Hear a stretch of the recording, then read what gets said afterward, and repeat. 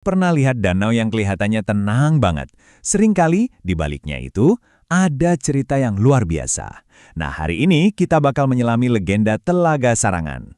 Ini bukan cuma cerita danau biasa, tapi soal janji suci, kutukan yang mengerikan, dan ya, dua naga yang konon katanya tidur selamanya di bawah air. Coba bayangin ya, di lereng Gunung Lawu yang sejuk dan sering berkabut, ada sebuah danau yang cantik banget. Airnya tenang, memantulkan langit biru, dikelilingi hutan pinus. Pokoknya damai banget kelihatannya. Itulah Telaga Sarangan. Tapi gimana kalau ketenangan itu cuma kedok? Gimana kalau di baliknya ada kisah janji yang dilanggar? Dan kutukan yang, mengerikan? Nah, menurut warga sekitar, danau ini tuh bukan cuma terbentuk gitu aja. Ada tragedi di baliknya. Oke, jadi mari kita mulai bedah ceritanya. Kita masuk ke bagian pertama, naga di dalam danau. Kita bakal coba ungkap legenda abadi yang jadi asal-usul telaga ini. Kisah yang sampai sekarang loh masih dipercaya banget sama masyarakat di sana. Yuk, kita mundur jauh ke masa lalu.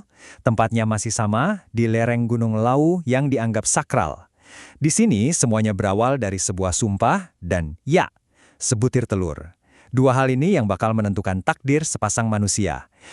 Nah, tokoh utama kita ini namanya Ki dan Nyi Jalilung. Mereka ini pasangan yang hidupnya sederhana banget ya. Pertani, mengolah ladang. Tapi di dalam hati mereka pengen sesuatu yang lebih. Keinginan inilah yang akhirnya membawa mereka ke sebuah jalan spiritual yang cukup berisiko. Jadi, untuk mencari kehidupan yang lebih baik, mereka melakukan tapa, berpuasa dengan sungguh-sungguh, memohon kepada roh-roh penunggu gunung. Dan akhirnya mereka dapat semacam wangsit atau petunjuk gaib. Tapi, ada syaratnya. Sebuah janji yang nggak boleh sama sekali dilanggar. Aturannya ada 4 nih, dengerin baik-baik. Pertama, lakukan puasa suci. Kedua, cari telur misterius di hutan. Ketiga, makan telur itu berdua harus bareng-bareng. Dan yang keempat, ini yang paling krusial, jangan pernah ceritakan apa yang terjadi selanjutnya ke siapapun. Titik. Alam semesta jadi saksinya saat itu. Nah, disinilah semuanya jadi kacau.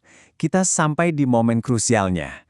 Momen di mana janji itu dilanggar. Dan tahu nggak, cuma karena satu kata, ritual yang tadinya sakral berubah jadi kutukan selamanya. Oke, jadi mereka ngikutin petunjuknya. Masuk ke hutan dan benar aja, mereka nemu sebutir telur yang ukurannya aneh. Besar banget. Karena udah lapar banget abis puasa kan, ya udah, mereka langsung masak dan makan telur itu bareng-bareng. Tanpa sadar, 3 aturan pertama udah mereka lakuin. Dan tiba-tiba, sesuatu yang aneh terjadi. Perubahan mengerikan itu dimulai, kulit mereka yang tadinya normal mulai kerasa kaku, mengeras, lalu berubah jadi sisik, dingin dan kasar. Terus, tubuh mereka mulai meliuk, memanjang secara nggak wajar, tulang-tulang mereka kayak berderak, berubah bentuk, mereka jadi ular raksasa yang gerakannya kuat banget. Dan akhirnya, ya, mereka berubah jadi naga. Pasangan petani yang sederhana tadi sekarang jadi 2 ekor naga raksasa. Disinilah momen fatalnya terjadi. Bayangin, dalam kondisi panik dan ketakutan lihat wujud baru mereka yang serem banget, salah satu dari mereka lupa sama aturan keempat. Aturan soal diam. Dia teriak minta tolong. Dan, boom. Dengan satu teriakan itu, sumpah suci mereka hancur berkeping-keping. Pelanggaran janji itu nggak main-main akibatnya. Kutukan mereka jadi permanen. Saat itu juga, bumi bergetar hebat, air muncrat dari dalam tanah, terus-terusan, sampai membentuk sebuah danau besar. Danau itu menenggelamkan mereka, jadi penjara abadi buat kedua naga itu.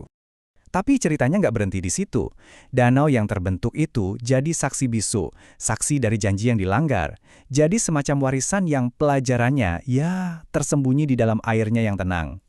Bahkan namanya, Telaga Sarangan, itu punya makna loh. Sarangan itu dipercaya artinya sarang naga atau ular besar.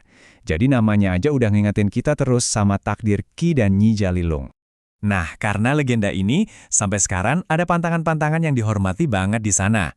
Orang-orang percaya danau ini tuh hidup, punya jiwa. Jadi nggak boleh ngomong kasar, nggak boleh ngerusak alam di sekitarnya. Katanya sih bisa bikin naga penjaganya marah. Jadi inti dari cerita ini sebetulnya dalam banget ya. Ini pengingat buat kita, kalau janji itu bukan cuma kata-kata, tapi kayak perjanjian sama alam. Terus, setiap tindakan, apalagi melanggar janji, pasti ada konsekuensinya. Dan alam tuh nggak pernah lupa. Jadi bisa dibilang Telaga Sarangan ini bukan sekedar genangan air biasa. Danau ini jadi semacam peringatan hidup. Peringatan tentang betapa pentingnya kita bertanggung jawab sama kata-kata dan janji kita. Sekarang, kalau kamu ke sana, Telaga Sarangan itu ramai banget. Banyak turis, banyak perahu, suara orang ketawa di mana-mana. Kelihatannya ceria banget. Tapi, jauh di bawah permukaan airnya yang tenang itu, rahasia kelamnya masih ada di sana. Legenda ini tetap hidup, tertidur di dasarnya. Jadi, coba dipikirin. Lain kali kalau kamu lihat danau atau perairan yang tenang, kira-kira janji apa ya yang terlupakan di bawah sana? Cerita apa yang mungkin lagi tidur di bawah permukaannya? Siapa tahu kan?